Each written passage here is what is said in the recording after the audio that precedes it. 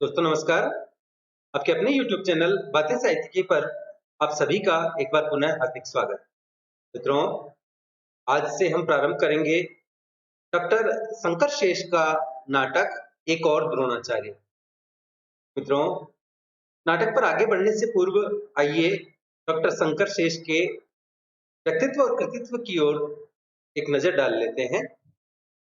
हिंदी के श्रेष्ठ नाटककार डॉक्टर शंकर शेष का जन्म 2 अक्टूबर 1933 को बिलासपुर के सामंतशाही महाराष्ट्रीय ब्राह्मण परिवार में हुआ। पिता का नाम श्री नागोराव जी शेष और माता का नाम सावित्री देवी था। इनके पूर्वज विदर्भ महाराष्ट्र के रहने वाले थे, जिन्हें राज भोसले ने बिलासपुर छत्तीसगढ़ की जागीर दी थी और इसी कारण उनके परिवार को विदर्भ छोड़कर बिलासपुर जाना पड़ा। आपके पिता की 2 पत्नियां थी। पहली पत्नी से कुल 8 बेटे बेटियां थे। पहली पत्नी की मृत्यु के बाद उन्होंने सावित्री देवी से शादी की, जिनके 6 पुत्र हुए और इन्हीं में से चौथे पुत्र का नाम था शंकर, जो आगे चलकर डॉक्टर शंकर शेष के नाम से प्रसिद्ध हुए। मित्रों, डॉक्टर शंकर शेष के पिता नागोराव जी को नृत्य, नाटक, संगीत आदि के प्रति बहुत लगाव था। वे नाटक देखने के लिए बिलासपुर से नागपुर आया करते थे और इसी के साथ नागोराव जी अनुशासन प्रिय, अतिथि देवो भव मानने वाले, दानशील और धार्मिक वृत्ति के व्यक्ति थे और इन्हीं संस्कारों के बीच डॉक्टर शंकर शेष का व्यक्तित्व का बीज बोया गया। आपकी शिक्षा बिलासपुर में ही हुई। पाठ्यक्रम की पुस्तकों के साथ साथ पुराण ग्रंथ रामायण और महाभारत भी आप पढ़ने लगे। जन्मजात प्रतिभा होने के कारण बचपन से ही कविताएं लिखने लगे और जल्दी ही लेखन कार्य प्रारंभ कर दिया। इनके सहपाठी सत्यदेव दुबे कहते हैं कि सामंती वातावरण में उनके मन में पढ़ने लिखने का शौक पनपा। सारे शहर में उस प्रतिभावान विद्यार्थी की धाक थी और हम सब उन्हें ईर्ष्या की दृष्टि से देखते थे। 1956-57 में डॉक्टर शंकर शेष मॉरिस कॉलेज में अध्यापक थे। उसी समय सुधा जी, जो एमए हिंदी प्रथम वर्ष की छात्रा थी, परीक्षा फॉर्म भरने के लिए कॉलेज गई, जहां दोनों की मुलाकात हुई। सुधा जी ने एमए द्वितीय वर्ष के लिए मॉरिस कॉलेज में ही प्रवेश ले लिया और दोनों की रोज मुलाकात होने लगी और 19 दिसंबर 1958 को आप दोनों विवाह के बंधन में बंध गए। मित्रों, डॉक्टर शेष का रचना जगत व्यापक और बहुआयामी है। डॉक्टर शेष नए युग के अत्यंत सफल और जागरूक कलाकार थे। इन्होंने साहित्य की विविध विधाओं पर अपनी लेखनी चलाई, परंतु हिंदी साहित्य जगत में आपकी ख्याति नाटककार के रूप में अधिक है। डॉक्टर शेष का नाट्य साहित्य जीवन का सत्य है, उनके संस्कारों का साहित्य है। उनका अधिकांश नाट्य साहित्य जीवन का भोगा हुआ यथार्थ है। आपने अपने जीवन काल में 21 नाटक लिखे हैं, जिनमें से अधिकांश रंगमंच पर खेले जाते रहे। आपके नाटक कथ्य और शिल्प की दृष्टि से अपना समान अधिकार और महत्व रखते हैं। आपने अपने नाटकों के माध्यम से जीवन की विसंगतियों का चित्रण किया। हिंदी जगत का यह विलक्षण साहित्यकार समाज से परे नहीं था, समाजशील व्यक्ति था और जन को उसने कभी नहीं भुलाया। आपके साहित्य में उदारता है, मानव कल्याण की भावना है। आपने अपने नाटकों के माध्यम से जीवन और समाज के कई महत्वपूर्ण बिंदु उद्घाटित किए हैं। मित्रों, विवेच्य नाटक एक और द्रोणाचार्य 1977 में प्रकाशित हुआ। महाकवि व्यास द्वारा रचित प्राचीनतम पौराणिक ग्रंथ महाभारत अपने आप में भारतीय संस्कृति का ज्वलंत उदाहरण है। महाभारत अथाह कथा सागर के समान है, जिसमें डूबकर आधुनिक लेखक गोताखोर के रूप में मौलिक चीजों को ढूंढने में सफल हो रहे हैं। एक और द्रोणाचार्य समानांतर स्थितियों का सुसंबद्ध नाटक है। इसमें एक और अरविंद, उसका परिवार और कॉलेज के प्रसंग हैं, तो दूसरी ओर द्रोणाचार्य, उसका परिवार और उससे संबंध महाभारत कालीन प्रसंग है। मित्रों, प्रस्तुत नाटक का उद्देश्य केवल पौराणिक गाथा को दोहराना नहीं है, परंतु उसके माध्यम से किसी सूक्ष्म से सूक्ष्मतर मानवीय सत्य को खोजना है। मानव के अंतर में गहन अंधेरे में बैठकर उस बिंदु को छूकर एक ऐसी हलचल मचा देना है, जिससे व्यक्ति उन पौराणिक घटनाओं को नए संदर्भों में देखने, समझने और स्वीकार करने की कोशिश करे। मित्रों, डॉक्टर शेष द्वारा रचित एक और द्रोणाचार्य दोहरे कथा प्रसंगों को लेकर चलने वाला आधुनिक चेतना का प्रभावशाली प्रयोगशील नाटक है। मित्रों, शेष जी स्वयं एक अध्यापक थे और शिक्षा व्यवस्था से जुड़े होने के कारण उन्होंने शिक्षा में व्याप्त अनाचार और गैर सरकारी कॉलेज में अध्यापन कार्य करने वाले अध्यापक का अंतर्द्वंद्व, उनकी व्यवस्था, उसकी मानसिकता, उसकी नपुंसकता को नजदीक से देखा था, भोगा था और इसी का यथार्थ चित्रण आलोच्य नाटक में किया गया है। इसमें मूलतः दो समस्याओं को उठाया गया है, एक शिक्षा व्यवस्था में व्याप्त अनाचार और दूसरी समस्या वेतनभोगी मध्यम वर्ग में जीवन जीने वाले अध्यापक के अस्तित्व की समस्या। तो प्रस्तुत नाटक को दो भागों में विभाजित किया गया है, एक पूर्वार्ध और दूसरा उत्तरार्ध। नाटक के पूर्वार्ध में कुल मिलाकर 4 दृश्य अंकित किए गए हैं। उत्तरार्ध में कुल 7 दृश्यों का समावेश है। दृश्य सज्जा सरल है। चरित्र चित्रण की दृष्टि से नाटक सफल है। अधिक पात्र होने पर भी एक समय में 4 से अधिक पात्र मंच पर उपस्थित नहीं होते। नाटक के संवाद और भाषा नाटकीय गुणों से युक्त हैं। एक और द्रोणाचार्य तथ्य और शिल्प की नवीनता को लेकर उपस्थित होने वाला ऐसा प्रयोगशील नाटक है जिसमें मंचन की पर्याप्त संभावनाएं निहित हैं। आइए मित्रों, चलते हैं डॉक्टर शंकर शेष के नाटक एक और द्रोणाचार्य की ओर। पूर्वार्ध। लीला कहती है, लाइट तो जला लेते और बढ़कर स्विच ऑन करती है। अंधेरे में दम कैसे नहीं घुटता तुम्हारा? टेबल पर से चाय का खाली कप उठाती हुई कहती है, जानते हो शक्कर क्या भाव चल रही है? पूरे 4 हो गई। अरविंद इसे सुन नहीं रहा हो, कहता है लीला सिगरेट के टुकड़ों को उठाती हुई कहती है, कितनी बार कहा है एस्ट्रे ले लिया करो, झाड़ू मार मार कर कमर तो मेरी ही टूटती है ना। अरविंद कहता है, ले लिया करूंगा। लीला पूछती है, और राशन कार्ड बन गया? नहीं बनाना, गए भी थे, परवाह किसको है? माँ का ऑपरेशन कब तय हुआ है? अरविंद चुप रहता है। इसका मतलब अस्पताल गए? अकेले कहाँ मरूंगी? बोलते क्यों नहीं कुछ? क्या हो गया तुम्हें? अरविंद उत्तर देता है, कुछ नहीं। लीला कॉपियां देकर, सिन्हा का काम किया या नहीं? नहीं किया ना? अरविंद चुप रहता है। सारी आफत मेरे सिर, नहीं बढ़ाए नंबर तो लपक कर एहसान क्यों लेते हो? अरविंद, क्या एहसान लिया? लीला, जाहिर है तुमने फेल कर दिया उसे। मैंने जो सिफारिश की थी, और कोई करता तो? अरविंद कहता है, आखिर कहना क्या चाहती हो? लीला तीखेपन से कहती है, उससे क्या जवाब दूंगी? वो अपने अफसर को क्या जवाब देगा कि प्रमोशन का क्या होगा? अरविंद कहता है, लड़का पास होने लायक नहीं था तो मैं क्या करूं? लीला, पास होने लायक होता तो तुमसे कहता ही क्यों? सिन्हा क्या कहेगा सोचा भी है? अच्छे एहसान फरामोश लोग हैं। अरविंद, क्या एहसान फरामोशी की मैंने? लीला कहती है, तुम्हें यह नौकरी किसके कारण मिली? यह मकान, अस्पताल में सुविधाएं कौन दिलवा रहा है? 2 नंबर बढ़ा ही देते तो कौन सा आसमान फट जाता? अरविंद कहता है, अब चुप भी रहोगी? लीला कहती है, चुप रहने के अलावा किया क्या है आज तक? तुम जाकर बैठो हरिश्चंद्र के खाली आसन पर। यदु आता है, जो कि अरविंद का हमउम्र है, चेहरे पर उद्विग्नता लिए हुए। अरविंद से कहता है, जानते हो शहर में क्या खबरें फैल रही हैं? कैसी खबरें? यदु कहता है, सुबह जो कुछ हुआ क्या सच है? लीला, क्या हुआ सुबह? मुझे भी नहीं बताया। अब क्या बताऊं भाभी, बदकिस्मती से मैं आज कॉलेज नहीं जा पाया और इस साले ने मुसीबत खड़ी कर दी। लीला, आखिर हो क्या गया? यदु कहता है, जानती हो आज इसने प्रेसिडेंट के लड़के को ही नकल करते हुए धर दबोचा। लीला, यानी राजकुमार को? यदु, हाँ राजकुमार को, शहर के सबसे बड़े गुंडे को। और अरविंद से कहता है, सब कुछ जानते हुए भी तुम्हारी अक्ल पर पत्थर क्यों पड़ जाते हैं? अरविंद कहता है, छुरा सामने रखकर नकल जो कर रहा था कैसे छोड़ देता? यदु, अब तुम ही बचे हो साले, ईमानदारी और सच्चाई की औलाद। आराम से रहना, किस्मत में बदा हो तब ना। लीला अरविंद से कहती है, तुम्हें क्या गरज पड़ी थी? कर रहा था नकल, करने देते, क्या बिगड़ जाता?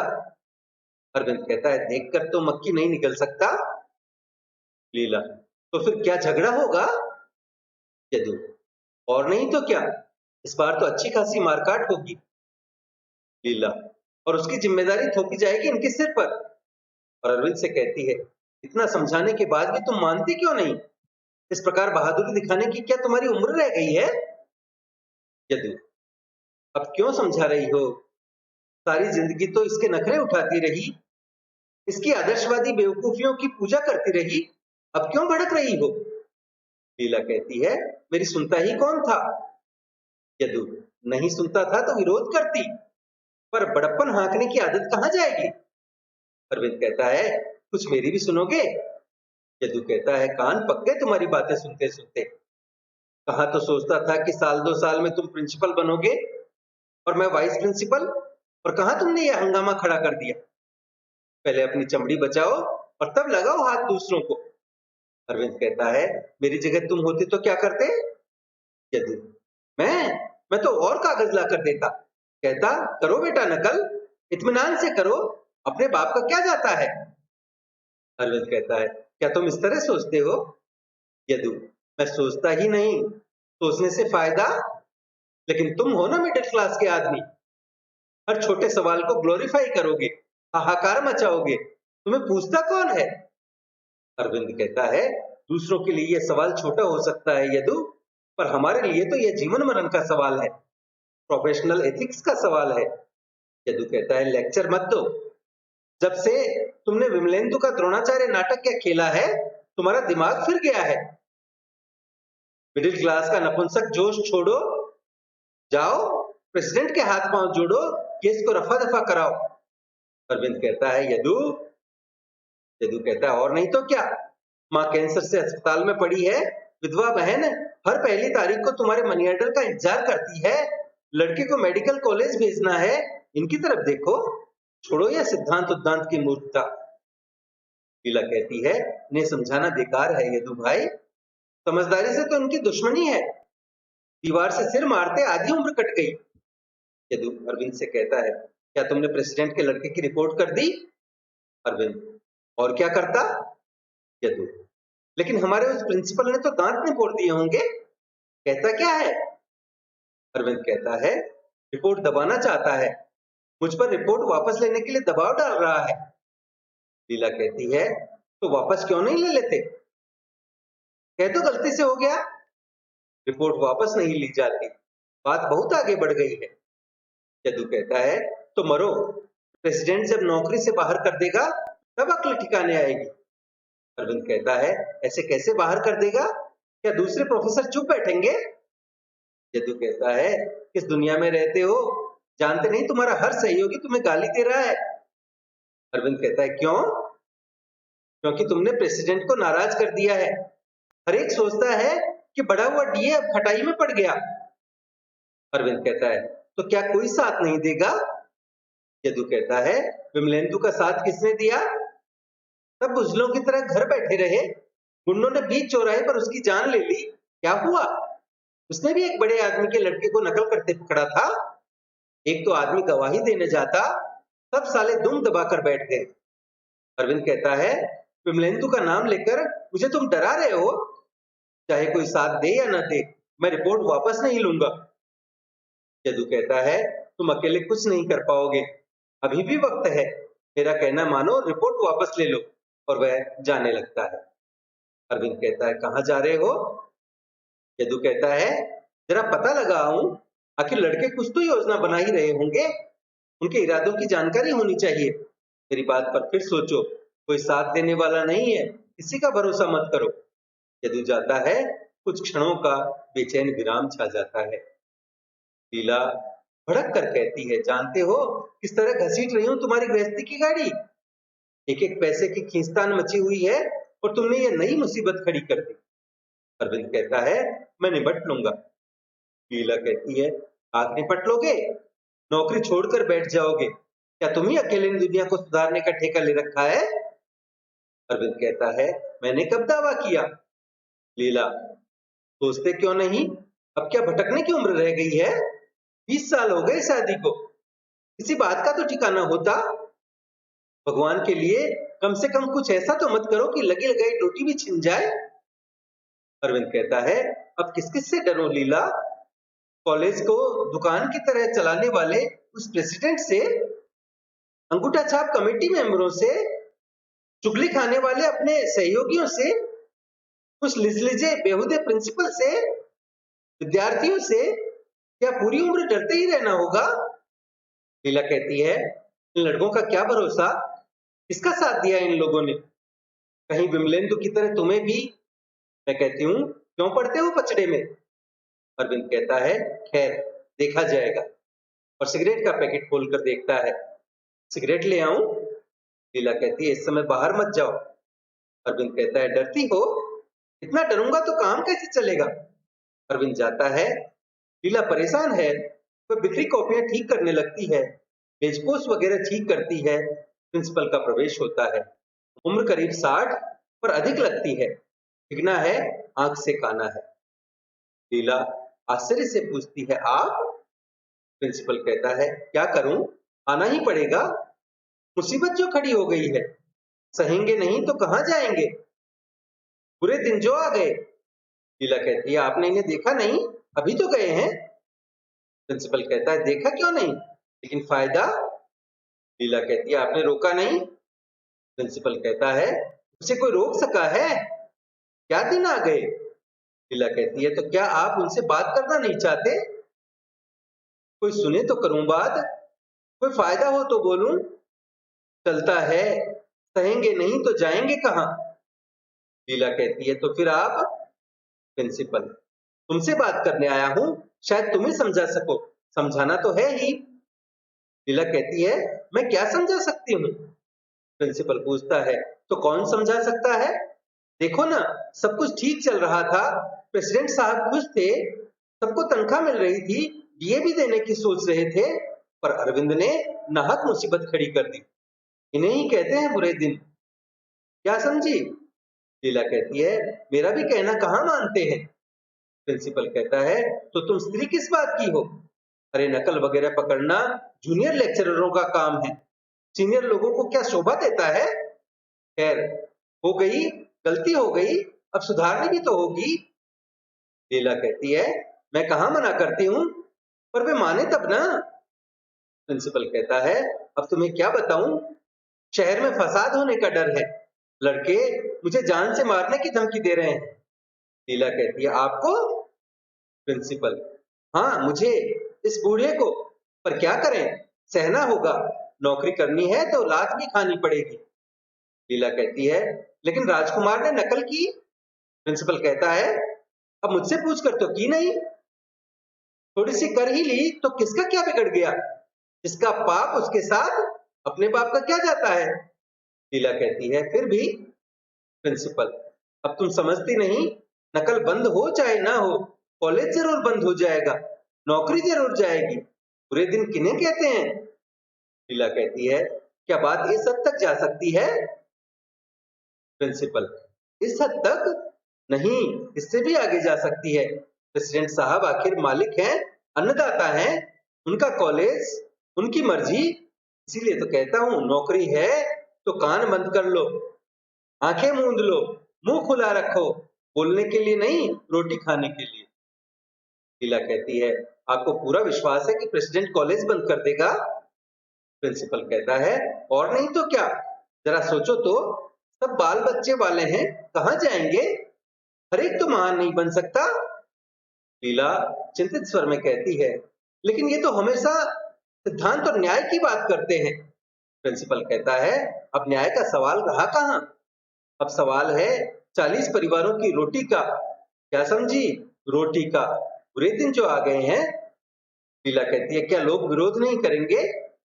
प्रिंसिपल, किसकी हिम्मत है, जल्लाद से भी कहीं विरोध किया जाता है, मुझे तो सुबह से शाम तक गाली देता है, गधा और उल्लू का पट्टा कहता है, पर क्या करूं, सुनता हूं, सुनूंगा नहीं तो जाऊंगा कहां, नौकरी जो करनी है।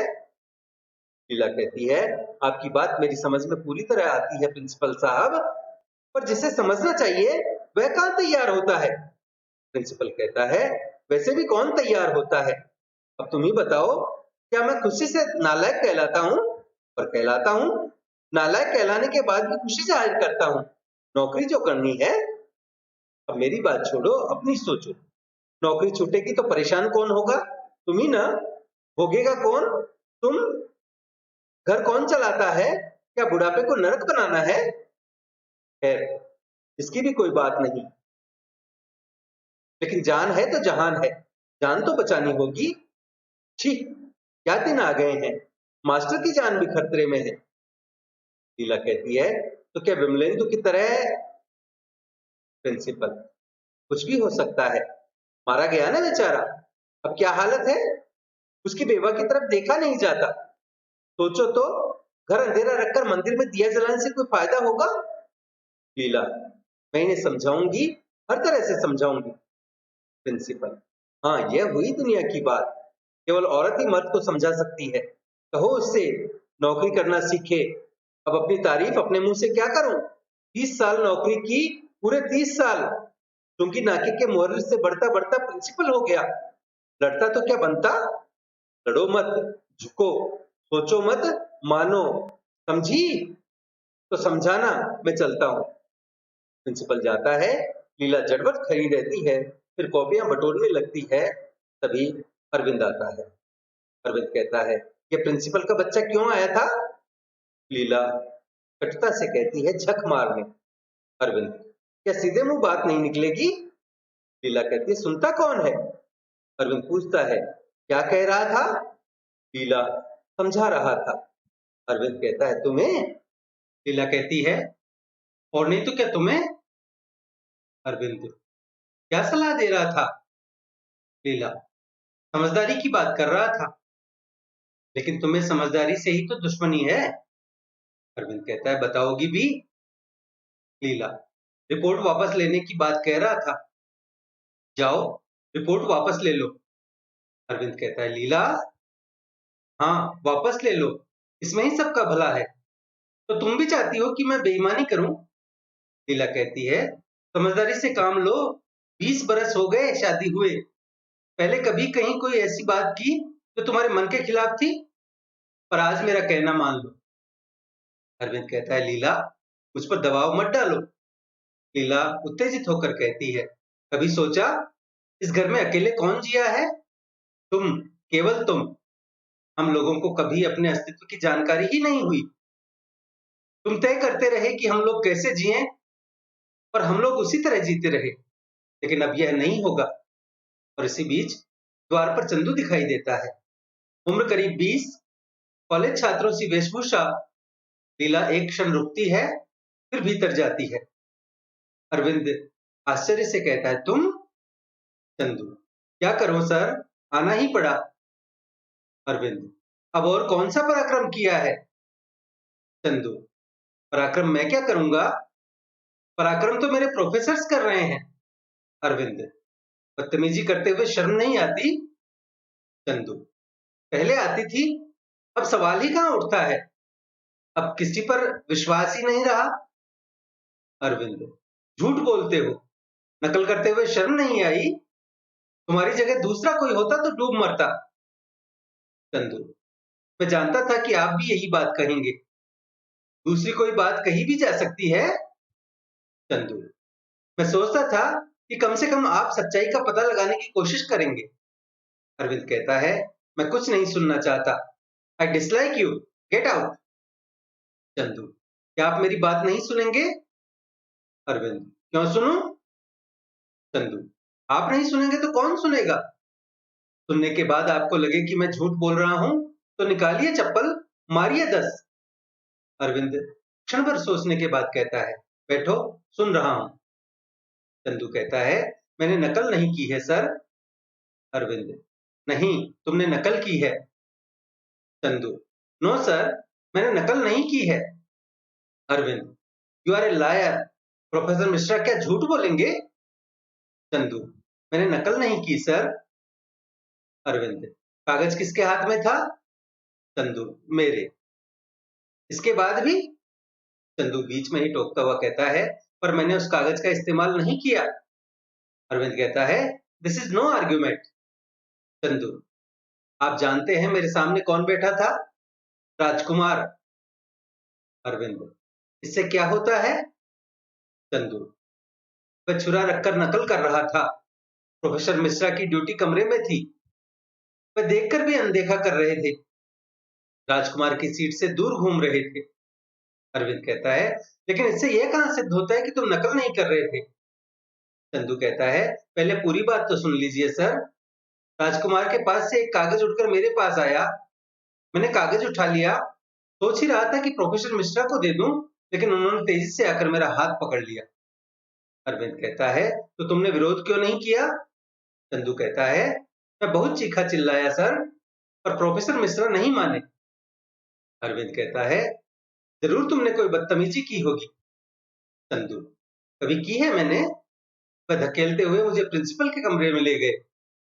अरविंद, तुमने प्रिंसिपल से अपनी बात नहीं कही? चंदू, वहां तो प्रिंसिपल के साथ ही कॉलेज का प्रेसिडेंट भी बैठा था। उसने मेरी ओर इस तरह देखा जैसे शिकार हाथ लग गया हो। उसकी मुस्कुराहट भयानक थी सर। अरविंद, इसके बाद क्या हुआ? चंदू कहता है, इसके बाद मुझे कुछ देर के लिए कमरे से बाहर जाने के लिए कहा गया, फिर वापस बुलाया गया और मेरी रिपोर्ट यूनिवर्सिटी को भेज दी गई। अरविंद सोचता हुआ कहता है, तो तुम कागज नहीं ले गए थे? Chandu, no sir. आप ही बताइए, क्या मैंने कभी नकल की? अरविंद कहता है, तो बिना जांच किए सजा क्यों दी गई? चंदू कहता है, जानबूझकर। अरविंद, क्या लोग तुम्हारे दुश्मन हैं जो जानबूझकर सजा देंगे? चंदू कहता है, मेरे पिताजी और प्रेसिडेंट का राजनीतिक विरोध है। आने वाले चुनाव में वे प्रेसिडेंट के खिलाफ लड़ रहे हैं। मैं उस विरोध की बलि बनाया गया हूं सर। अरविंद कहता है, मुझसे क्या चाहते हो? चंदू कहता है, न्याय। मतलब? चंदू कहता है, राजकुमार को आज आपने पकड़ा है। अरविंद, तुम्हें उससे क्या लेना देना? मैं पूछने आया हूं कि राजकुमार की रिपोर्ट यूनिवर्सिटी भेजी जा रही है या नहीं। अरविंद कहता है, मैंने अपना काम कर दिया है, आगे प्रिंसिपल की जिम्मेवारी है। चंदू कहता है, नो सर, आपकी भी उतनी ही जिम्मेवारी है। अरविंद कहता है, लेकिन कैसे? चंदू कहता है, रिपोर्ट दबाई जा रही है, आपको रिपोर्ट यूनिवर्सिटी भिजवानी होगी। अरविंद कहता है, उन्होंने नहीं भेजी तो मैं क्या कर लूंगा? चंदू, आपको हमारा साथ देना होगा। अरविंद कहता है, यानी? चंदू कहता है, इस बार हम लोग भी मरने मारने पर तुले हैं। कॉलेज की ईंट से ईंट बजाकर रख देंगे। हम लोग न्याय की लड़ाई लड़ रहे हैं। राजकुमार इस बार बच नहीं सकता। अरविंद कहता है, यानी तुम लोग आंदोलन करोगे? चंदू, दूसरा कोई चारा नहीं। अरविंद कहता है, पर तुम लोगों ने यह कैसे मान लिया कि रिपोर्ट दबा दी जाएगी? चंदू कहता है, क्योंकि राजकुमार प्रेसिडेंट का लड़का है। अरविंद, इससे क्या होता है? चंदू, वह प्रोफेसरों को अपने बाप का नौकर समझता है और कॉलेज को अपनी जायदाद। अरविंद कहता है, लेकिन इसमें मैं क्या कर सकता हूँ? चंदू कहता है, आपको हमारा साथ देना होगा, आपको हमारी ओर से लड़ना होगा। अरविंद कहता है, मुझे बीच में क्यों? चंदू, क्योंकि आपका साथ मिलने पर ही हम जीत सकेंगे। नकल हमेशा के लिए बंद हो जाएगी, गुंडागर्दी दफना दी जाएगी। तो आप साथ देंगे ना? सबके सामने कहेंगे कि राजकुमार ने छुरे के बल पर नकल की है। अरविंद कहता है, पर तुम्हें शक क्यों होता है कि मैं न्याय का साथ नहीं दूंगा? चंदू, क्योंकि लोग अक्सर ठीक मौके पर बदल जाते हैं। अरविंद कहता है, क्या मुझे दूसरों की तरह? चंदू, नो सर, वैसी बात नहीं है, लेकिन आप पर दबाव डाला जाएगा, आपको धमकाया जाएगा, नौकरी से हटाने की धमकी दी जाएगी, जान से मारने का डर भी दिखाया जाए तो कोई असर नहीं। अरविंद कहता है, मैं धमकियों से नहीं डरता। चंदू कहता है, पूरे स्टाफ में केवल आप पर भरोसा है सर। कल से हम धरना देंगे, हड़ताल करेंगे, रिपोर्ट नहीं हुई तो परीक्षा का बहिष्कार करेंगे। लेकिन आप? अरविंद कहता है, बोलते क्यों नहीं? तभी लीला आ जाती है। चंदू कहता है, लेकिन आप बदल गए तो याद रखिए, हम आपको भी नहीं छोड़ेंगे। अरविंद कहता है, तो तुम मुझे धमकाने आए हो? चंदू, आप चाहे जो समझें, यह लड़ाई हमारे लिए जीवन मरण का प्रश्न है। जो हमारे साथ नहीं है, उसे अपने विरुद्ध मानते हैं। मैं आपसे प्रार्थना करने आया हूं, साथ ही आग्रह करने भी। अरविंद कहता है, इस तरह की भाषा का इस्तेमाल करते हुए तुम्हें शर्म नहीं आती? चंदू, इस समय मैं अपने सैकड़ों साथियों की ओर से बोल रहा हूं, लौटकर उन्हें जवाब देना है। जरा साफ बोलने के लिए माफी चाहता हूं। पर आपने बात बदली तो हम आपको सबसे बड़ा गुनहगार मानेंगे। फिर जो कुछ होगा उसकी जिम्मेवारी आप पर। चंदू तेजी से बाहर जाता है। अरविंद के चेहरे पर परेशानी झलकती है। लीला कहती है, देखा तुमने अपना लाडला विद्यार्थी इतनी बदतमीजी से बात कर रहा था। क्या इन्हीं लोगों के लिए मुसीबत उठाओगे? अरविंद कहता है, उसका दोष नहीं है। लीला कहती है, तुम्हें सरासर धमका नहीं रहा था? अरविंद कहता है, बदतमीजी और धमकी की ही भाषा समझी जाती है। लीला कहती है, तो इन लड़कों की ओर से नेतागिरी करोगे तुम? अरविंद कहता है, उसका पक्ष न्याय का है। लीला, कहीं मारपीट हो गई या छुरे चल गए तो क्या होगा? सारा दोष तुम पर मढ़ दिया जाएगा। अरविंद कहता है, तो क्या मैं झूठ बोल दूं? लीला उत्तेजित होकर कहती है, पर मैं कहती हूँ, न्याय देने के लिए तुमको जज किसने बना दिया? कभी कहना माना है मेरा? इतनी बार कहा इनके पचड़े में मत पड़ो, लेकिन। और तभी प्रेसिडेंट का प्रवेश होता है।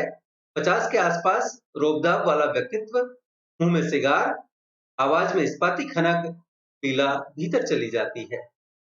अरविंद कहता है, आप इस समय? प्रेसिडेंट कहता है, आप नहीं आए तो सोचा मैं ही चलूं। भूमिका बनाऊं या सीधे सीधे पूछूं? अरविंद कहता है, सीधे सीधे ही पूछिए। प्रेसिडेंट, आपने क्या तय किया है?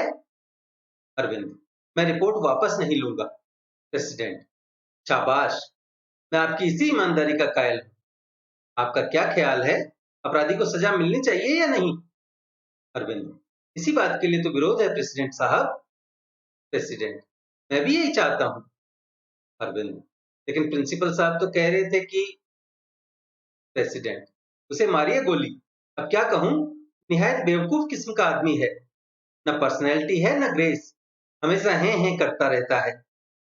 उसके 60 हो गए हैं, सोचता हूं रिटायर कर दूं। और अरविंद के चेहरे पर आंखें गड़ाकर कहता है, लेकिन सही आदमी मिलता कहां है? अरविंद, लेकिन वह तो दूसरी ही बात कह रहे थे। प्रेसिडेंट, क्या कह रहा था? अरविंद, यही कि आप हमारे मालिक हैं, अन्नदाता हैं। प्रेसिडेंट, कहा ना, बिल्कुल गधे किस्म का आदमी है। कौन किसका मालिक और कौन किसका अन्नदाता? अरविंद, तो आप क्या चाहते हैं? प्रेसिडेंट, यही कि असली अपराधी की खोज हो और उसे कड़ी सजा दी जाए। अरविंद, तो क्या आप राजकुमार को असली अपराधी नहीं मानते? प्रेसिडेंट, वो अपराधी हो सकता है, पर असली अपराधी नहीं। अरविंद, तो कौन है? प्रेसिडेंट कहता है, मुझसे पूछेंगे तो मैं कहूंगा आप। अरविंद, मैं? प्रेसिडेंट, मेरा मतलब है आप लोग। वह पिछले 3 सालों से नकल कर रहा था, उसे पकड़ा क्यों नहीं गया? अरविंद कहता है, यह प्रश्न अपने आप से पूछिए। प्रेसिडेंट, उसकी बेहुदा हरकतों की मुझसे शिकायत क्यों नहीं की गई? आप लोगों को डर किस बात का था? अरविंद कहता है, आपका। प्रेसिडेंट, मेरा? अरविंद, हाँ आपका, अपनी रोटी का, सुरक्षा का। प्रेसिडेंट कहता है, मैं किसी का क्या बिगाड़ता हूं? अरविंद, आपकी भाषा क्या धमकी की भाषा नहीं होती? आप जो कहते हैं क्या वही नियम नहीं होता? प्रेसिडेंट कहता है, आपका आरोप गलत है। अरविंद, नहीं, मेरा आरोप सही है। आप अच्छी तरह जानते हैं कि आपका लड़का गुंडा, आवारा और बदमाश है। इसके बाद भी आप ढोंग क्यों करते हैं कि आपको कुछ नहीं मालूम? प्रेसिडेंट, यह झूठ है। अरविंद, और आपने चंदू का केस यूनिवर्सिटी को क्यों भिजवाया है? प्रेसिडेंट, मैंने भिजवाया? अरविंद, हाँ आपने भिजवाया। आपने मौके का फायदा उठाया। आप जानते थे कि उसने कोई अपराध नहीं किया है। प्रेसिडेंट, मेरी उससे क्या दुश्मनी हो सकती है? अरविंद, वह आपके राजनीतिक विरोधी का लड़का है। आप उसके बाप की इमेज खराब करना चाहते हैं। प्रेसिडेंट, मिस्टर अरविंद, आप अपनी हद से बहुत आगे जा रहे हैं। अरविंद कहता है, भला इसी में है कि आप राजकुमार की रिपोर्ट यूनिवर्सिटी जाने दीजिए। प्रेसिडेंट, तो आप रिपोर्ट वापस नहीं लेंगे? अरविंद, कोई सवाल ही नहीं उठता। प्रेसिडेंट कहता है, आप अपनी जिद का परिणाम समझते हैं? अरविंद कहता है, अच्छी तरह। प्रेसिडेंट कहता है, तो मेरे भी आरोप सुनिए। आप लड़कों को मेरे खिलाफ भड़का रहे हैं। आप शहर की शांति और व्यवस्था को खतरा पहुंचा रहे हैं। आप बदमाश लड़कों की नेतागिरी कर रहे हैं। अरविंद कहता है, प्रेसिडेंट साहब, आप खुद जानते हैं कि ये आरोप कितने गलत हैं। प्रेसिडेंट कहता है, कल तक आपने रिपोर्ट नहीं बदली तो उसके परिणाम भयंकर होंगे। मैं कॉलेज बंद कर दूंगा। अरविंद कहता है, तो बंद कर दीजिए। प्रेसिडेंट अरविंद की दृढ़ता देखकर कुछ नरम होकर कहता है, आप समझने की कोशिश क्यों नहीं करते मिस्टर अरविंद? कॉलेज बंद करने से तो बात सुलझ नहीं जाएगी, उलझ भले जाए। अरविंद कहता है, कॉलेज बंद करने की धमकी आपने दी, मैंने नहीं। प्रेसिडेंट कहता है, राजकुमार को रखिए एक और। जरा सोचिए तो, इस घटना से मेरी पब्लिक इमेज को कितना धक्का पहुंचेगा। चुनाव का टिकट हाथ से जाता रहेगा। अरविंद कहता है, आपके नजरिए से बात सही हो सकती है, पर मैं। और इस बीच लीला चाय की ट्रे लेकर आती है। प्रेसिडेंट कहता है, अब कैसे बताऊं, घर से क्या सोचकर चला था, लेकिन आपने ऐसा रुख अपना लिया कि बात धरी की धरी रह गई। You are the only professor whom I respect so much। आपका यह प्रिंसिपल है ना, सोचा था इसकी छुट्टी कर दूं, कॉलेज का नाश मार कर रख दिया, उसकी जगह आपको। अरविंद आश्चर्य से कहता है, मुझे? प्रेसिडेंट, कहा ना, you are the only professor. कुछ मामलों में आपसे विरोध हो सकता है, पर इसका मतलब यह नहीं कि आपकी योग्यता के बारे में मैंने कभी शक किया। अरविंद, तो आप मुझे खरीदना चाहते हैं? President, my cards are open. अब आप सोच लीजिए। कहां कहता हूं कि फैसला अभी कीजिए, टेक योर ओन टाइम, लेकिन कल सुबह तक जरूर बता दीजिए। और उठने लगता है। लीला कहती है, चाय नहीं पियेंगे? प्रेसिडेंट कहता है, अभी नहीं, कल फैसला सुनने के बाद। और वह चला जाता है। मित्रों, आज के लिए इतना ही। नाटक के शेष भाग की चर्चा हम अगले वीडियोज में करेंगे। तब तक के लिए, यदि आपको हमारा यह प्रयास अच्छा लगा हो तो कृपया वीडियो को लाइक करें, अपने मित्रों के साथ साझा करें। पीडीएफ तथा अन्य सहायता के लिए हमसे टेलीग्राम पर जुड़ें, चैनल को सब्सक्राइब करें और घंटी वाला बटन दबाकर भविष्य के सभी वीडियोज की सूचना अपने तक सबसे पहले पहुंचाएं। और देखते रहें बातें साहित्य की। धन्यवाद।